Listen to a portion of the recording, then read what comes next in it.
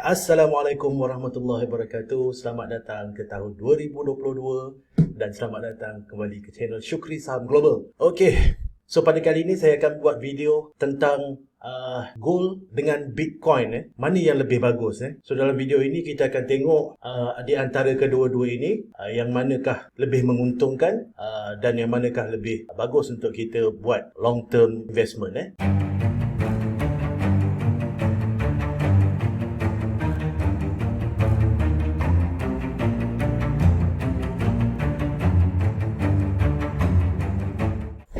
Okey, jadi untuk menjawab gold dengan Bitcoin ini yang mana lebih bagus, yang mana lebih menguntungkan, sebab kita kalau sebagai investor kita nak fikir itu je, yang mana lebih menguntungkan, betul tak? Itulah mentaliti yang kita ada sebagai investor. So yang manakah yang lebih menguntungkan antara gold dengan Bitcoin ni? So untuk menjawab perkara ini kita akan tengok kepada tiga bahagian. Yang pertama kita nak tengok kepada store of value, dan yang kedua kita nak tengok kepada medium of exchange, dan yang kita nak tengok performance 2021. Alright? So dalam video ini kita akan tengok dengan lebih detail tiga perkara ini. Okey, jadi yang pertama sekali kita akan discuss tentang peranan investment ini, sama ada Bitcoin ataupun gold sebagai store of value. So bila kita bercakap pasal store of value ini, kita akan tengok dari sudut inflation dan bagaimanakah instrumen ini ataupun aset ini boleh hedge against inflation, boleh menampan terhadap kenaikan inflasi. So jadi kita akan tengok kepada berapakah paras inflasi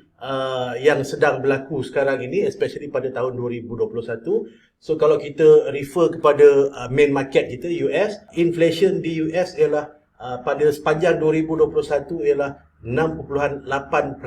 Ini angka rasmi 6.8% US, dan untuk Malaysia juga berada di paras 3% hingga 3.5%. So ini ialah paras inflasi yang sedang berlaku pada tahun 2021, dan apakah seterusnya pada tahun 2022, apakah paras inflasi ini akan terus meningkat. So kita akan tengok dan lihat apakah yang berlaku, tapi kita nak tengok bagaimana Bitcoin ataupun gold ini sebagai penampan, sebagai hedge against inflation. Macam saya bagi tahu tadi bahawa paras inflasi US 6.8% dan paras inflasi Malaysia 3.5%.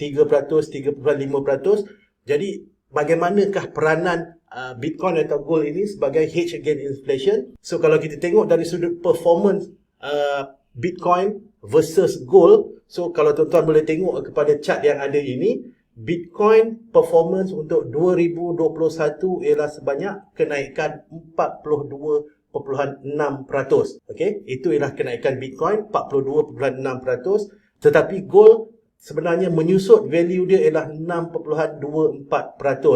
Jadi antara kedua-dua ini, kalau dari sudut performance dia hedge against inflation, okay, meaning Bitcoin jauh melebihi paras inflation. So kalau 42.6% ditambah ditolakkan dengan inflation di Malaysia, kalau kita ambil di Malaysia, meaning kita akan dapat hedge against inflation adalah di sekitar 39%. Tetapi kalau daripada sudut gold, gold punya performance 2021 negatif 6.2%, dan ditambah dengan inflation 3.5%, meaning kita losing purchasing value 10%.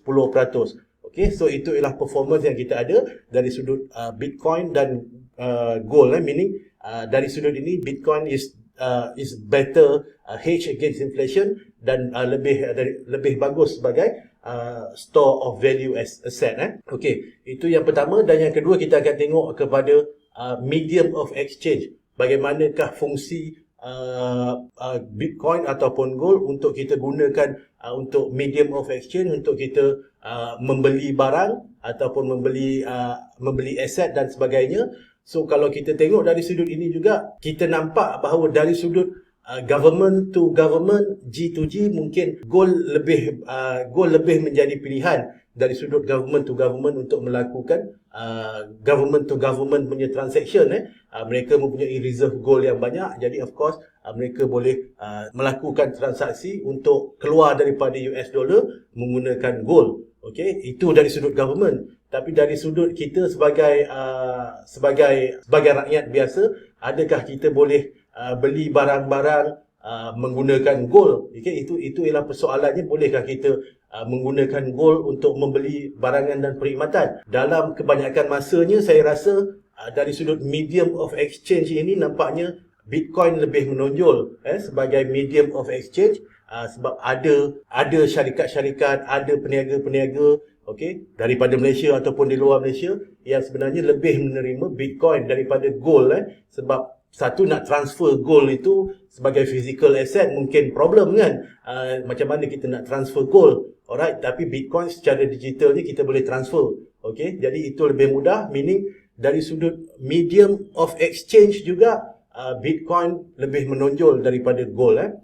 Jadi kesimpulan yang kita dapat dekat sini, pertama, apakah aset yang lebih bagus untuk melawan inflasi seperti data yang kita ada, bahawa pada tahun 2021 Bitcoin menang. Bitcoin lebih bagus sebagai hedge against inflation, meaning Bitcoin punya performance adalah 40 lebih peratus, tetapi gold jatuh sepanjang 2021 sebanyak 6.2%. Dan yang kedua, sebagai medium of exchange, Bitcoin juga lebih diterima sebagai medium of exchange untuk kita melakukan transaksi. Saya tidak mencadangkan kita beli Bitcoin ataupun kita kena jual gold. Ini ialah data yang kita ada berdasarkan kepada performance 2021. Sebagai investor, saya invest dalam kedua-duanya. Gold pun saya ada untuk long term dan Bitcoin pun saya ada untuk long term. Tapi percentage dia tu, portfolio allocation dia, percentage dia, Bitcoin lebih tinggi sedikit daripada gold dari sudut portfolio allocation. So bagi kawan-kawan yang berminat untuk memulakan portfolio cryptocurrency, sama ada untuk membeli Bitcoin, Ethereum ataupun apa-apa kripto yang lain, boleh refer kepada link di bawah video ini. Satu broker, satu exchange daripada India, iaitu WazirX. WazirX ini sebenarnya turut dimiliki oleh Binance. So agak huge lah, sebab sekarang ini India memang begitu menonjol dari sudut fintech. Banyak company-company, banyak unicorn yang keluar daripada India. So India memang very hot sekarang ni, especially dari sudut fintech. So kalau nak menggunakan WazirX, boleh refer kepada link di bawah video ini. Dan kalau ada yang nak invest dalam gold juga, boleh invest dalam gold menggunakan Hello Gold. So Hello Gold ni daripada Malaysia, linknya juga saya turut ada sediakan di bawah video ini. So bagi kawan-kawan yang menggunakan link yang saya sediakan di bawah video ini, boleh kontak saya semula untuk mendapatkan hadiah daripada saya. So saya harap perkongsian pada kali ini bermanfaat. Kita jumpa dalam video yang akan datang. Assalamualaikum.